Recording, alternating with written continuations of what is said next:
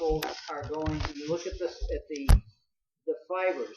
Have the fibers running this direction, and then right here you'll notice there's a little raised spot, and the fibers here are going at a different angle. This would be the external. Right here, this is going to be the external intercostal.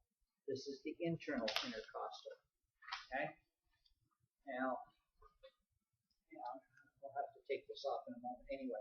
But you can see, obviously, if I take this front piece off here, the sternum, you would see the internal intercostals underneath. You wouldn't see the external. But so basically what you have is between each rib, you have one layer of muscle with fibers in one direction, another layer with fibers going the other direction. One on top of the other. And this is what, when you eat ribs, this is what you eat, those muscles. Okay, so those are the intercostals. Okay, costal refers to rib, inter means between, intercostal muscles. Now the diaphragm, I'll come back to that in a minute. So I want to show you some others here first, and then we'll come back to that. All right, the next one below the diaphragm on there is the oblique muscles. Oh, I skipped one. Excuse me. I skipped the serratus anterior. Okay, serratus anterior. If you look on the side here, you can see it from either side. But see this muscle coming right across here, and if you look at the edge here, it's like a sawtooth up and down and up and down and up and down. This is the serratus anterior right here. And this characteristic sawtooth ending right here where it attaches that's what will let you pick that out. So the serratus is the one coming around the side and stops right here. Okay, so this is the serratus anterior right here. This muscle back here. There's one on the side that looks like it has little bundles come across. Okay, now oblique muscles. Oblique muscles are on the abdomen, and they run. There are two layers here. There's an internal and an external oblique muscle. Okay, the oblique muscles basically are part of what holds all your different organs in place. And the external oblique is this muscle right here on the side here. This is the external. And one of the ways to keep them straight is if you follow the fibers here, these fibers are going toward the are running, excuse me, that's the internal.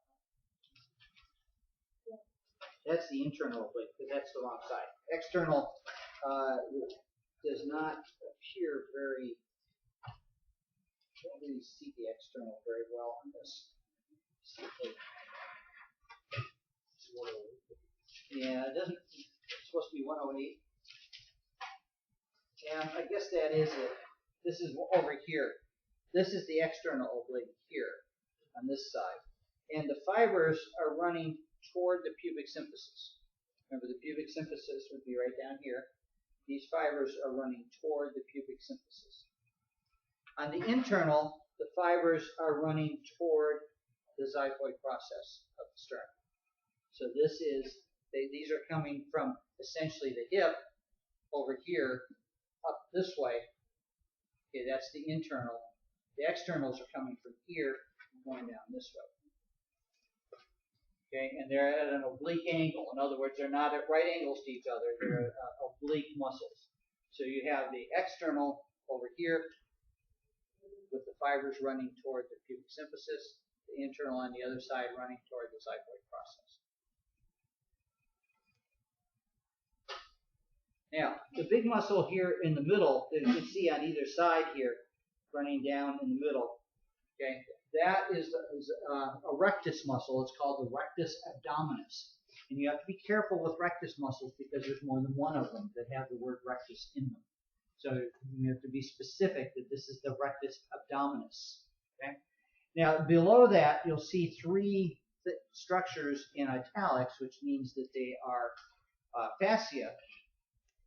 One of them is this one that runs right down the middle of the rectus.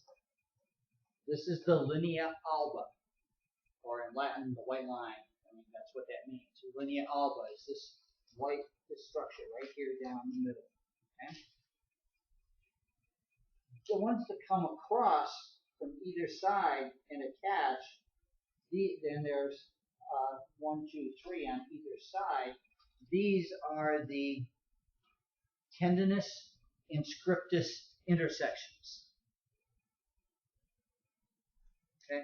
So when you develop the rectus muscle, and the rectus muscle gets larger, these intersections are still going to be here, and the muscle is going to bulge in between them. And that's what when people who work out should have 8 or 4 on each side. They call it a six-pack, but it's more than a six-pack.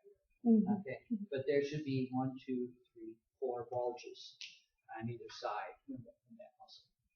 That's what makes that for people who want to have that kind of muscle definition. Okay. And we do have some books here that you may. Mr. Abrams has brought in. He has some muscles or some books here of individuals, and you know some of the muscles are marked on these. If you want to look at some of these, okay, a lot of the superficial muscles you can make out quite well. But okay, so so these are where the tendinous and scriptus intersections would be. They're really quite plain. Okay? When you do that. Well, you have to really work hard to get like that. But you have to be like somewhat dehydrated too. Yeah, and it's not just men who do it either. Women who do this also. But we do have some of these if you have any interest in figuring out what some of the muscles are. We have those over on the side one. Okay, now what I'm going to do is I'm going to take the sternum off here, or this chest plate essentially.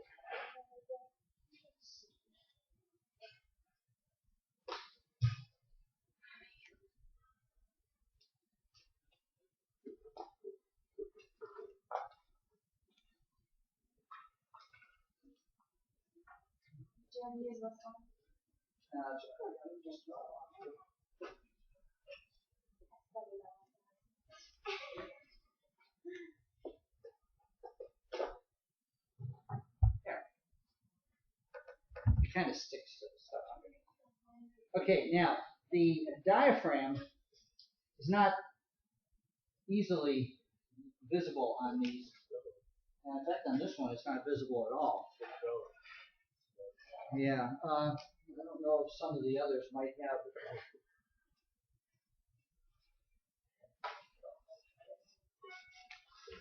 I haven't had all the internal organs taken out. The diaphragm, though, it would be right above the liver. And yeah, you can see it on that one over there. I don't know why it isn't on here. That's very clear on that one. You can see the diaphragm. It's right above the liver and below the lungs. Yeah, it would be a pink muscle coming right out here. And it would attach to this. The diaphragm attaches. It's going to attach to this. So that, because it separates the thoracic cavity from the abdominal cavity. Okay? So you can see it on that one over there. I don't know why it's not here. Okay, and then the last muscle in this group is the transverse abdominis. So we had an external oblique, we had an internal oblique, we had the rectus abdominis. And then there's another muscle whose fibers run this direction, back and forth, transverse abdominis. You can't see it on this side, but if you turn this around, this is the transverse abdominis here and here. Runs right across here. You can see the direction the fibers run. Okay, so those are the muscles of the chest and the abdomen. And I'll give you about 5 or 10 minutes, and we'll come back. We'll do the arm, and then you can take whatever time you do.